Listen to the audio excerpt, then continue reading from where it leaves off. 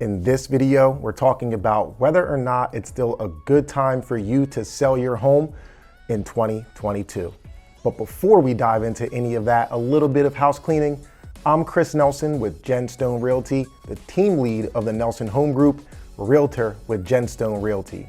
So as we know, there's a lot going on when it comes to economics and the whole financial world. And well, obviously a lot of that impacts real estate and the decisions that people make when it comes to real estate. So if you're considering whether or not it's still an ideal time for you to sell your home, we're gonna unpack that a little bit in today's video. Now, to set some type of a reference, it is the beginning of the second quarter in 2022, beginning of the spring market, if you will, and I'm gonna cut right to the chase. It's still a phenomenal time to sell your home in 2022.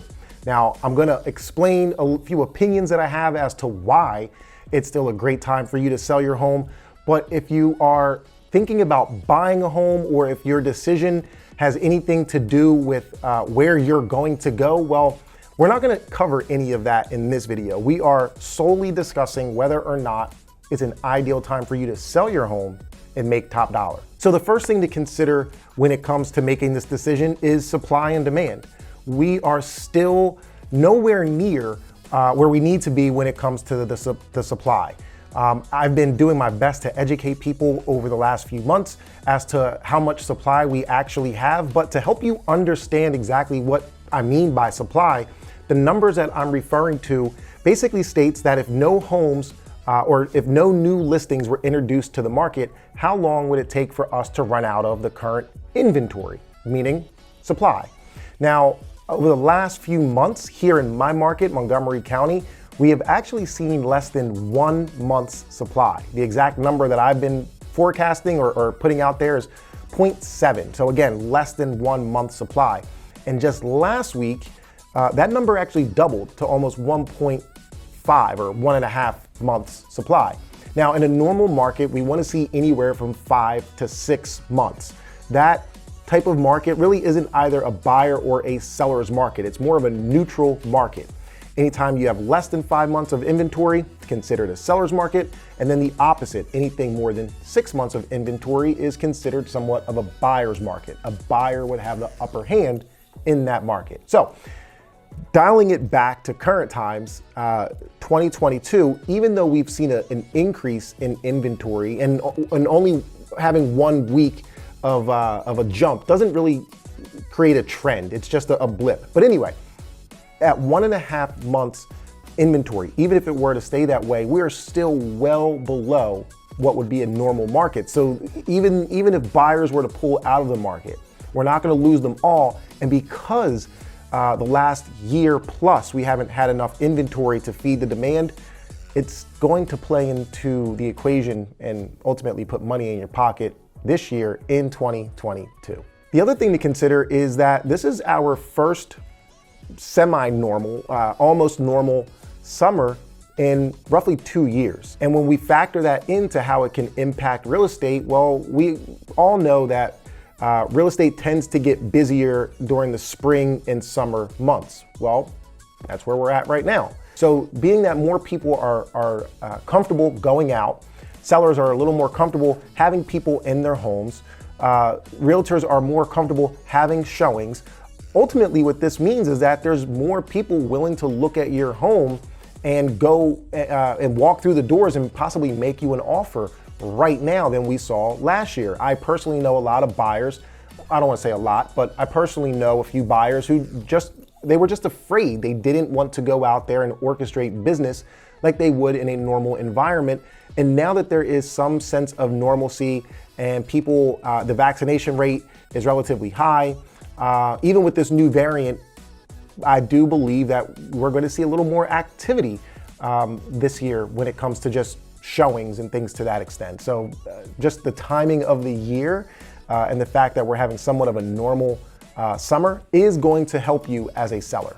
So one of the biggest headlines when it comes to real estate, inflation, economics, all that is the recent increase that we've seen when it comes to mortgage rates. And it's a pretty significant increase in a very short time frame. And ultimately, that's a double-sided sword. But what's happened is the fact that interest has gone up drastically in a short amount of time. And even though people like myself have been educating you that interest is going to go up, or interest was going to go up at some point. It wasn't going to stay in this 2-3% interest rates that people were just becoming comfortable with. So ultimately, this has created a situation where buyers now have the fear of missing out. Yes, these interest rates have taken some buyers and completely pushed them out of the market, but other buyers who are still financially able to play ball, if you will, and still can afford to buy a home, well, this has lit the fire under them because they don't want to see another rate increase. And if you stick around to the end, which I'm almost at the end of this video, I want to tie in two statistics to kind of help you understand what this interest or increase in interest has actually done to the real estate market. But again, the fear of missing out that the buyers who were on the sidelines or the buyers who were actively looking for real estate, they're going to become that much more aggressive and serious because, again, now their goal is to secure something at the current interest rate before it gets even higher. And the other factor when it comes to fear of missing out, well, there's these toxic headlines, and some of them I've actually have spoken about myself. But there are headlines out there that speak about equity gains and the amount of equity that people have obtained over the last 12 months. And I think the average homeowner over the last 12 months, and again, this is average national numbers, has seen somewhere of about $55,000 in equity gains. So for some people, not everyone makes $55,000 a year. And for some people, in some situations, they made more in gaining equity than the money that they were paid at their job. If I'm not mistaken, the average equity gain was about $55,000, and the average income for 2021, again, if I'm not mistaken, for the U.S. was right around $63,000. So anytime you can buy a home and it appreciate $55,000 in a year, I think that's going to make a lot of people consider buying, because now it's not only a place to lay your head, but it's also an investment. So again, all of those moving mechanics when it comes to the recent interest is going to play a factor, but yet might benefit you as a seller, because again, there's still buyers on the sideline who are reading those articles who really aren't digesting all of this content and all of these moving mechanics, and they're still going to go out there and overpay for these properties because that has become the norm. So a moment ago, I mentioned that I wanted to tie in two talking points to kind of help tie in all of this. And the first thing I wanted to talk about was the interest and how the interest increase has impacted buyers.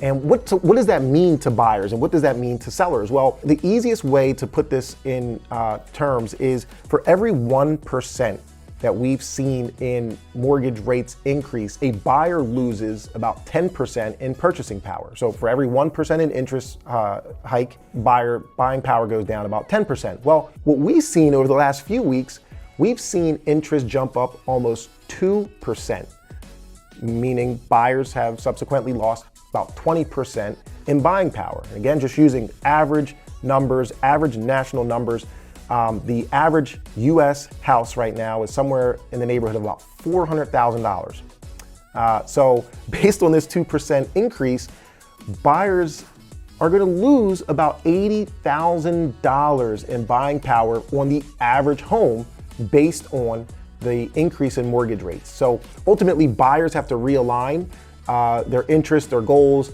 their finances, all those different things, and maybe instead of focusing on a $400,000 home, focus on a less expensive home. So keep in mind, as a seller, there's going to come a time where buyers, the affordability is just not going to be there. So timing is of the essence. I'm not saying that from a scarcity standpoint, but now's the time, if you will. So there you have it. Again, if you're thinking about selling your home in 2022, whether it's now, spring, second quarter, or even towards the end of 2022, there will be some changes, whether it be interest and continuation with inflation and things to that extent, but it's still a phenomenal time to sell your home. Now, buying a home, it's a completely different story, and maybe that'll be the next video. I'll focus specifically on whether or not now is a good time to buy a home, because even though it's how I put money on the table, I can't say, well, I'll talk about that next time. Again, friends, with all that said, I'm Chris Nelson with Jen Stone Realty, team lead of the Nelson Home Group, realtor with Jen Stone Realty. If there's anything that I can ever do to be of value to you, let me know. If you ever want to get on my schedule, there should be a link in the description, 15-minute link to get on my calendar, and I would love to speak with you. So again, with that said, till next time.